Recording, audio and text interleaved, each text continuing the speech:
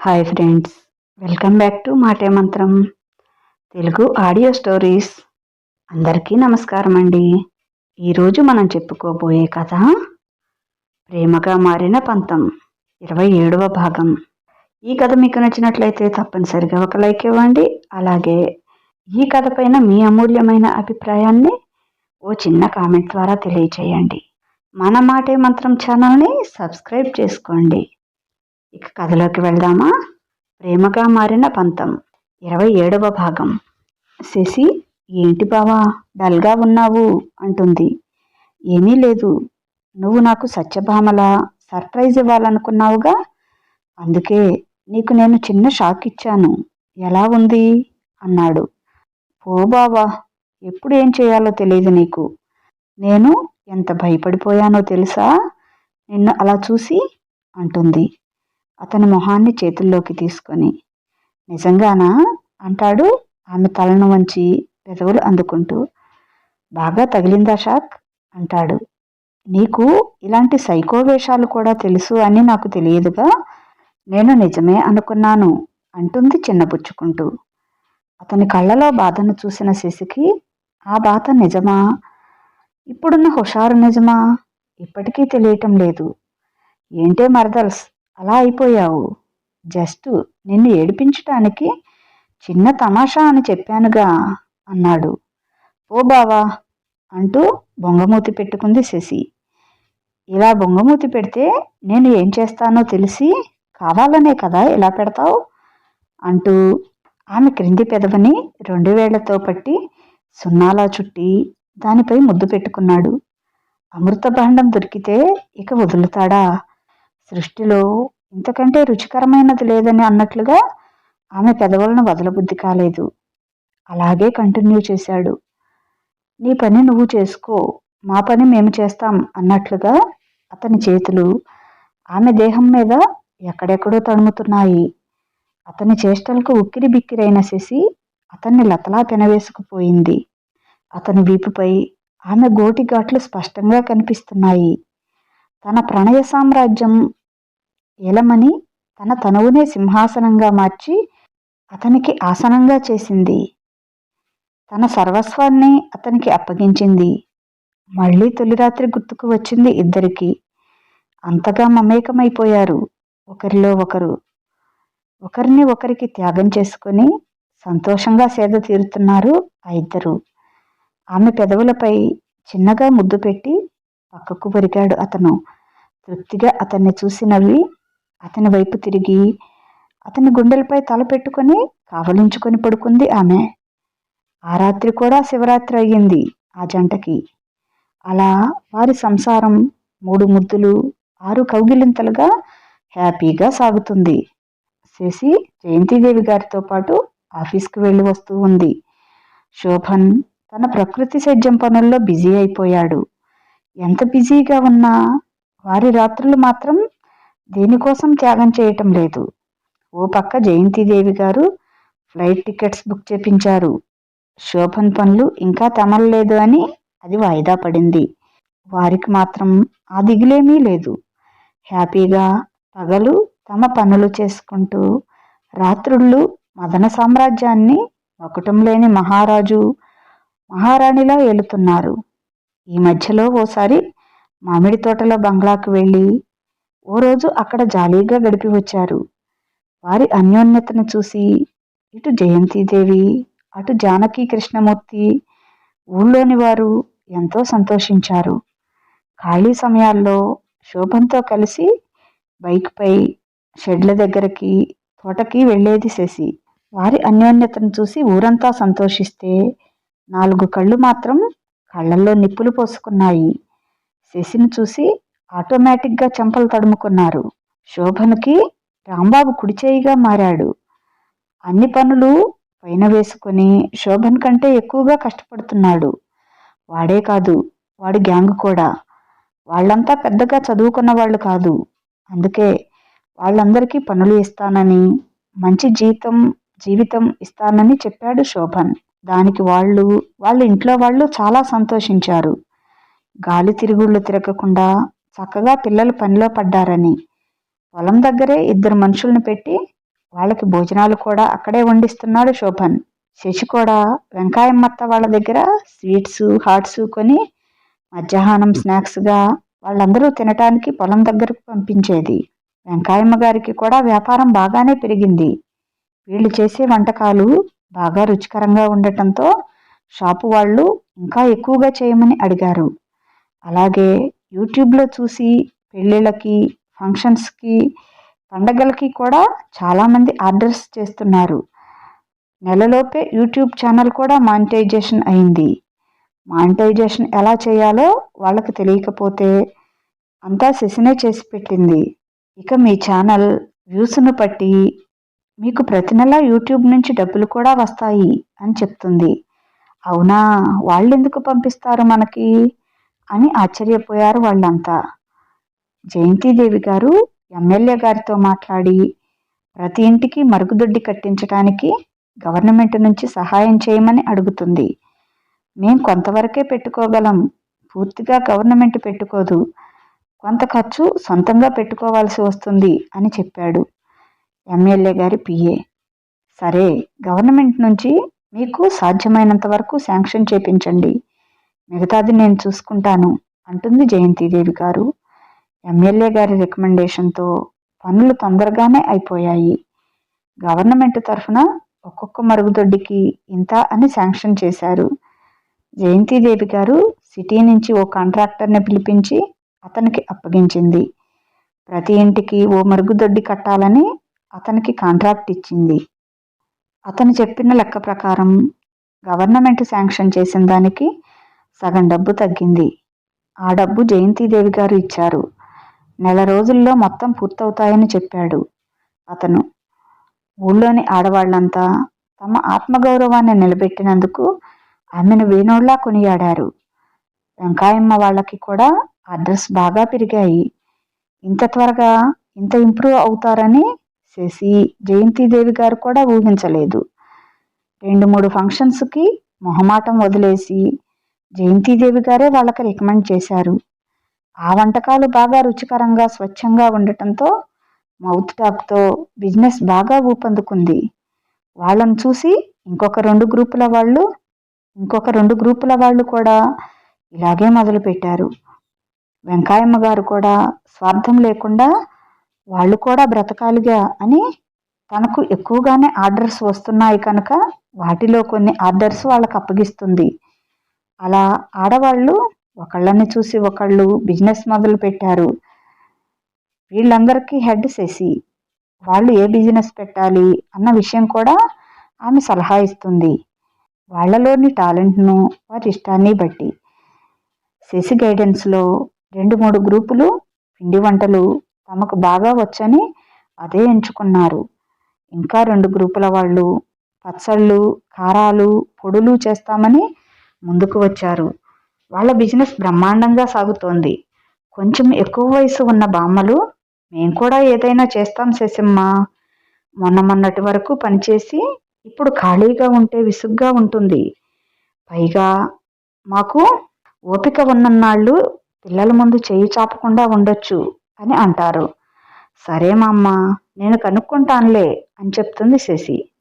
Shashi enquiry చేసి candles, chalk పీసులు తయారు చేసే కంపెనీ వాళ్ళని కనుక్కొని వాళ్ళకి కొంత డిపాజిట్ తానే కట్టి మెటీరియల్ అంతా ఇంటికి తెచ్చిచ్చి తయారైన ప్రోడక్ట్ వాళ్లే తీసుకుని వెళ్లేలా డీల్ కుదుర్చుకుంది. వాళ్ళంతా పెద్ద వయసు వాళ్ళు, ఏదైనా చీటింగ్ చేస్తే నేను జయంతిదేవి గారి కోడల్ని, ఎవరిని వదలను అని వార్నింగ్ ఇచ్చింది. మీకు అలాంటి అనుమానం వద్దండి అంటారు వాళ్ళు. అలా మా అమ్మలు కూడా బిజినెస్ మొదలు పెట్టారు. వీళ్ళందరినీ చూసిన పెళ్లి కాని అమ్మాయిలు శశి చుట్టూ చేరి, అక్క, మేం కూడా ఏదైనా నేర్చుకుంటాము, అమ్మ వాళ్ళు బామ్మలు పనిచేస్తున్నారు, మేం మాత్రం ఖాళీగా ఉన్నాం, అందరం 10th ఇంటరు పాస్ అయి ఉన్నాము అన్నారు వాళ్ళు. మాకు వంటలు అవి బాగా రావు, ఇప్పుడిప్పుడే నేర్చుకుంటున్నాం కదా, పెళ్ళైన తర్వాత కూడా మాకు పనికొచ్చేట్లుగా ఏదైనా నేర్చుకుంటాము అని అడిగారు శశిని. ఏం నేర్చుకుంటారు, మీకెందులో ఇంట్రెస్ట్ ఉంది, దాన్ని బట్టి నేర్చుకుంటే బాగుంటుంది అంటుంది శశి. ఏదైనా పర్వాలేదక్క, ఇంట్లో ఖాళీగా లేకుండా ఏదో ఓ వ్యాపకం. మేము కూడా ఏదైనా పనిలో ప్రావీణ్యం సంపాదించాలని, మాకు కూడా ఈ వర్క్ వచ్చు అని చెప్పుకోవాలని కోరిక అన్నారు వాళ్ళు. వెరీ గుడ్ అంటుంది శశి. మీ ఆలోచన చాలా బాగుంది అని. సరే, నేను ఆలోచించి 2-3 రోజుల్లో మీకు చెప్తాను అంటుంది శశి. ఆఫీస్కు వెళ్ళేటప్పుడు అత్తగారితో చెప్తుంది ఆ మాట. అత్తయ్య, ఈ ఊరి ఆడపిల్లలంతా వాళ్ళ అమ్మల్ని బామ్మల్ని చూసి వాళ్ళు కూడా ఏదో ఒక పని నేర్చుకోవాలని ఒబలాట పడుతున్నారు. పెళ్ళైన తర్వాత కూడా ఉపయోగపడేటట్లు ఏదైనా వర్క్ నేర్చుకుంటాం అని నన్ను అడిగారు. ఏం చేయాలో నాకు అర్థం కాలేదు. మీరు కూడా ఆలోచించండి అంది శశి. సరేనమ్మా, ఆలోచిద్దాంలే. ఈ ఊరి ఆడవాళ్లలో చాలా మార్పు తెచ్చావు శశి. ఇదివరకు ఊరికినే అరుగుల మీద కూర్చొని వాళ్ళ మీద వీళ్ళు, వీళ్ళ మీద వాళ్ళు, ఉన్నవి లేనివి చెప్పుకొని కాలక్షేపం చేసుకునేవాళ్ళు. అటువంటిది ఇప్పుడు ఊర్లోని ఆడవాళ్లంతా మగవాళ్ల కంటే ఎక్కువగా సంపాదిస్తున్నారు. నారీ శక్తి అంటే ఏమిటో చూపిస్తున్నారు. ఖాళీగా కలలు కంటూ పడుకునే కన్నెపిల్లలు కూడా మేము కూడా ఏదైనా పని నేర్చుకుంటాం అని అంటున్నారంటే అంతా నీ ప్రోత్సాహమే అంటుంది జయంతిదేవి. ఈ క్రెడిట్ అంతా వెంకాయమ్మత్తకి ఇవ్వాలి అత్తయ్య గారు. ఎప్పుడూ ఏదో ఒక పిండి వంట చేసి ఎలా ఉందో చూడవేసేసి అని తెచ్చి రుచి చూపిస్తూ ఉండేది. పెద్ద పెద్ద స్వీట్ షాప్స్లో కూడా ఇంత టేస్ట్గా ఉండవత్తా. శుభ్రంగా నువ్వే ఓ షాప్ పెట్టేయకూడదు అనేదాన్ని నవ్వుతూ. నాకు కూడా ఉందే శశి, కానీ అవన్నీ మనకేం తెలిసే. మా అక్క కూతురి పెళ్ళికి వాళ్ళ ఇంట్లో పిండి వంటలు చేస్తుంటే అక్కడి వంటవాళ్ళు చూసి చాలా బాగా చేస్తున్నారు, టేస్ట్ కూడా బాగా ఉంది. మాకు క్యాటరింగ్ ఉన్నప్పుడు కబురు చేస్తాం, వచ్చి పిండి వంటలు చేసి పెట్టండి, మీరు అడిగినంత ఇస్తామన్నారు వాళ్ళు. ఊర్ల వెంట తిరిగి వంటలు చేస్తావా? నా పరువు ఏం కాను? నేనేమైనా చచ్చానా అని మీ మామ అస్సలు ఊరుకోలేదు అంది. ఇప్పుడు మీ పరిచయం అవటంతో, మీరిచ్చిన భరోసాతోనే వెంకాయమ్మత్త ముందడుగు వేసింది. ఈ క్రెడిట్ మాత్రం అచ్చంగా మీకే ఇస్తుంది వెంకాయమ్మత్త అంటుంది శశి. ఆవిడను చూసి మిగతా ఆడవాళ్లకు మేమెందుకు సంపాదించకూడదు అని కోరిక పుట్టింది. దానికి మనం కొంచెం అండగా ఉన్నాం అంతే అంటుంది శశి. మనదేముంది, మాట సాయమేగా. కష్టమంతా వాళ్ళది, సాధించాలనే పట్టుదల కూడా వాళ్ళదే. అలాంటి వాళ్ళకి మనకు చేతనైన సహాయం చేస్తే మనసుకు తృప్తిగా ఉంటుంది. అసలు వాళ్లలో ఆ కోరిక లేకపోతే మనం మాత్రం ఏం చేయగలం అంటుంది జయంతిదేవి. ఆఫీస్కి వెళ్ళాక అత్తాకోడళ్ళిద్దరూ వాళ్ళ పనిలో పడిపోయారు. అంతలో అక్కడికి గోపాలస్వామి భార్య వసంత వస్తుంది. నమస్కారం అమ్మా అంటూ జయంతిదేవికి శశికి నమస్కారం చేస్తుంది. రా వసంత, ఏం చేస్తున్నావు? బాబు ఏం చేస్తున్నాడు అంటూ అడిగింది జయంతిదేవి. మీ దయ వల్ల మేం బాగున్నామమ్మా అంటుంది వసంత. బాబు ఈ సంవత్సరం ఫైనల్ ఇయర్కి వచ్చాడు అంటుంది వసంత. అలాగా, ఇంట్లో ఏమైనా ఇబ్బందా? గోపాలస్వామి గురించి ఏమైనా తెలుస్తోందా అని అడుగుతుంది జయంతి. ఇంట్లో ఏమీ ఇబ్బంది లేదమ్మా. దేవతలాంటి మీకే నమ్మకద్రోహం చేశాడు. అతని గురించి ఇక మేము అసలు పట్టించుకోదలుచుకోలేదు. అతను ఎక్కడున్నా ఏం చేస్తున్నా మాకు ఇక అనవసరం. ఊరికే మిమ్మల్ని ఒకసారి చూసిపోదామని వచ్చానమ్మా అంటుంది వసంత. అవును, మీరు టైలరింగ్ షాప్ మొదలుపెట్టారా అని అడుగుతుంది శశి. లేదమ్మా, సెంటర్లో ఎక్కడా షాపు దొరకలేదు. 10 కొత్త టైలరింగ్ మిషన్స్, ఒక కంప్యూటర్ ఎంబ్రాయిడరీ మిషన్ కొని ఇంట్లోనే ఇంకొంతమందికి టైలరింగ్ నేర్పిస్తున్నాను. బాగానే ఆదాయం వస్తుంది అని చెప్పింది వసంత. వెంటనే ఐడియా వస్తుంది శశికి.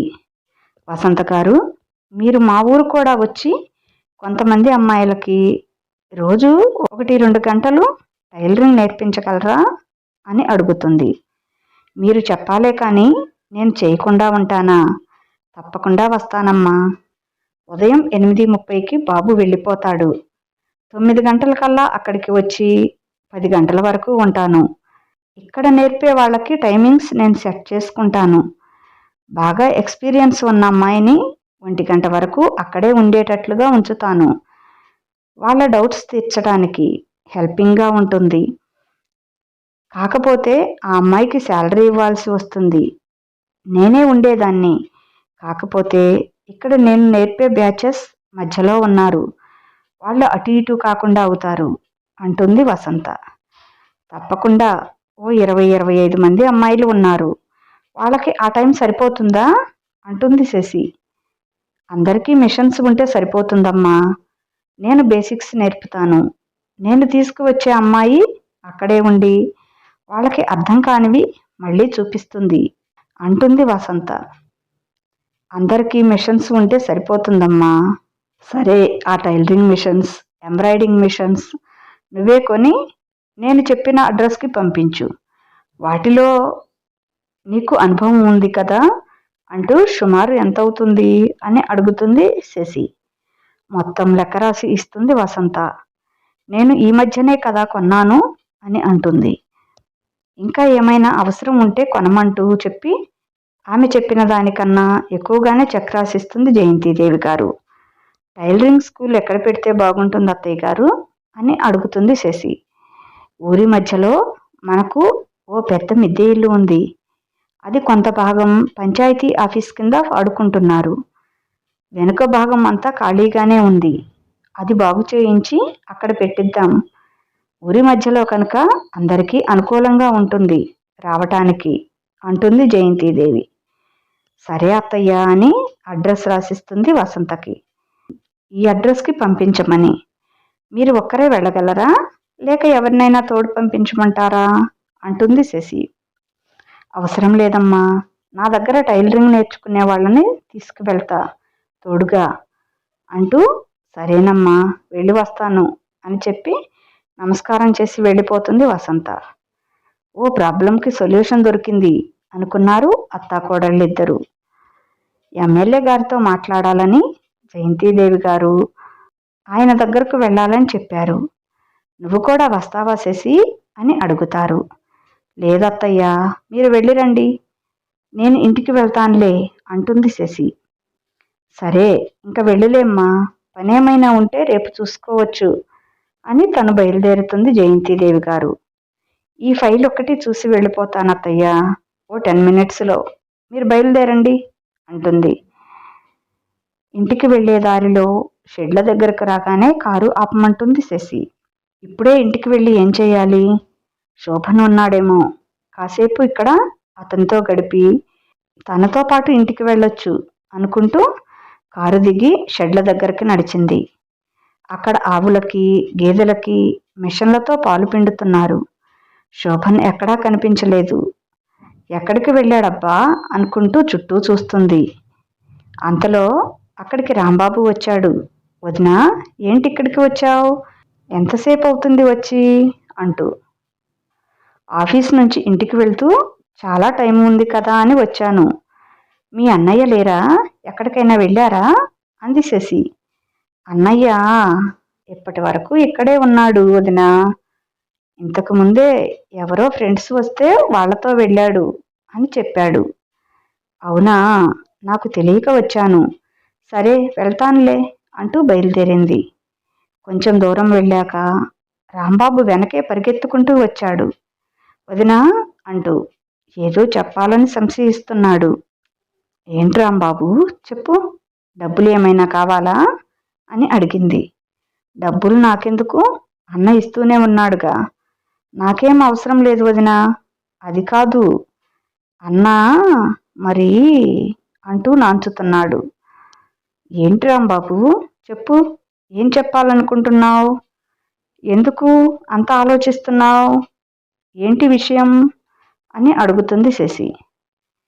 అది వదినా, ఇది నిజమో కాదో నాకు తెలియదు కానీ అందరూ అనుకుంటున్నారు. అందుకే నీకు చెప్తే మంచిదని అన్నాడు. ఏంటి రాంబాబు, చెప్పు, దేని గురించి చెప్పాలనుకుంటున్నావు? నాకు టెన్షన్ వస్తుంది నువ్వు అలా చెప్తుంటే. విషయం ఏంటో త్వరగా చెప్పు అంటుంది శశి. అది ఏమీ లేదు వదినా, ఈ మధ్యన అన్న ఫ్రెండ్స్ అంట, వాళ్ళు వస్తున్నారు. వాళ్ళు అంత మంచి వాళ్ళు కాదు. అన్న రానంటున్నా వాళ్ళు బలవంతంగా అన్నల్ని తాటితోపుకు లాక్కెడుతున్నారు అన్నాడు తలదించుకొని. మొన్న ఒకరోజు వెళ్ళాడు, మళ్ళీ ఈరోజు వచ్చి పని ఉందంటున్నా ఇప్పుడే వద్దాంలే, పెళ్ళయ్యాక మరీ పెళ్ళానికి దాసుడయ్యావు అంటూ బలవంతంగా లాక్కెళ్ళారు. ఇంతవరకు రాలేదు అన్నాడు రాంబాబు. చెప్పాలా వద్దా అన్నట్టు చెప్తున్నాడు. అంటే వాళ్లతో వెళ్ళినప్పుడు కళ్ళు తాగి వస్తున్నాడా అంది నిదానంగా శశి. అవునన్నట్లుగా తల ఊపాడు రాంబాబు. అయితే మొన్న ఒకరోజు పని ఉందని ఇంటికి రాలేదు. ఎప్పుడో అర్ధరాత్రి దాటాక వచ్చి కామ్గా కింద బెడ్రూంలోనే పడుకున్నాడు. ఇందుకే కాబోలు అనుకుంది శశి. ఆమెకు మనసులో ఆందోళన మొదలైంది. తన గురించి శోభన్కి చెడ్డగా చెప్పిన వాళ్ళు తమ పెళ్ళైన తర్వాత తనకు తెలిసి శోభన్ వాళ్లతో కలవలేదు. మళ్ళీ ఇప్పుడెందుకు దగ్గరవుతున్నారు అని ఆలోచిస్తూ, వాళ్ళెవరో నీకు తెలుసా రాంబాబు అని అడిగింది. తెలుసు వదినా అన్నాడు రాంబాబు. సరే, నీ ఫోన్ నెంబర్ ఇవ్వు అని ఫోన్ నెంబర్ తీసుకుంది. అవసరమైనప్పుడు ఫోన్ చేస్తాను, నేను చెప్పినట్లు చెయ్యి అంది శశి. వదినా, నేను చెప్పానని అన్నకు చెప్పకు. వాళ్ళు మంచివాళ్ళు కాదు. అన్నని మళ్ళీ చెడుదారిలోకి తీసుకువెళ్తారని భయమేసి నీకు చెప్తున్నాను. నువ్వైతే ఏదో ఒకటి చేస్తావు అన్నాడు రాంబాబు అమాయకంగా. చెప్పనులే రాంబాబు, అలా ఎలా చెప్తాను?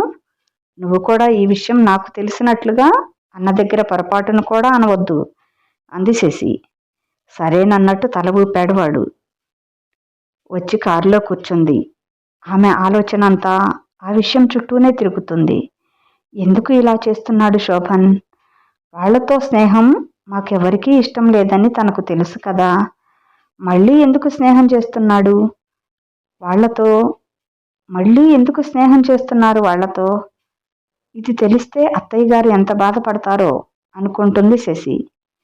ఈ సమస్యను ఎలా పరిష్కరించాలి అని ఆలోచిస్తూ వెనక్కి వాలి కళ్ళు మూసుకుంటుంది. ఇంటికి వచ్చాక కూడా అదే ఆలోచన. ఈ విషయం తెలిస్తే అత్తయ్య గారు తట్టుకోలేరు. ప్రకృతి వ్యవసాయం చేస్తూ అందరికీ ఆదర్శంగా నిలుస్తున్న కొడుకును చూసి గొప్పగా ఫీల్ అవుతున్నారు. ఎవరికీ తెలియకుండా ఈ సమస్యకు ఫుల్ స్టాప్ పెట్టాలి, ఎలా అనుకుంటుంది. ఇదండి ఈరోజు కథ. ఎలా ఉంది? మీకు నచ్చిందా? మీకు కనుక ఈ కథ నచ్చినట్లయితే తప్పనిసరిగా ఒక లైక్ ఇవ్వండి. అలాగే ఈ కథ పైన మీ అమూల్యమైన అభిప్రాయాన్ని ఓ చిన్న కామెంట్ ద్వారా తెలియచేయండి. మన మాటే మంత్రం ఛానల్ని సబ్స్క్రైబ్ చేసుకోండి, షేర్ చేయండి. ఇక ఉంటాను. బాయ్. మీ లక్ష్మీ ఘంట.